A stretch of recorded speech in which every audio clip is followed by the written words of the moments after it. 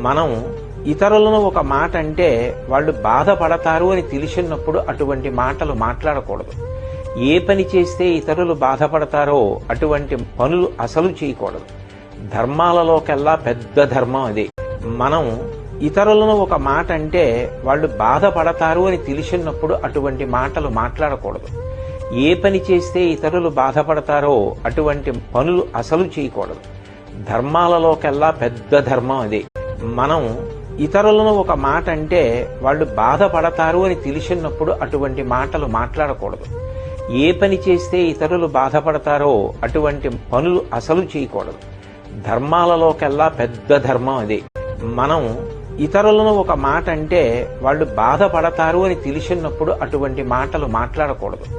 ఏ పని చేస్తే ఇతరులు బాధపడతారో అటువంటి పనులు అసలు చేయకూడదు. ధర్మాలలోకెల్లా పెద్ద ధర్మం అదే.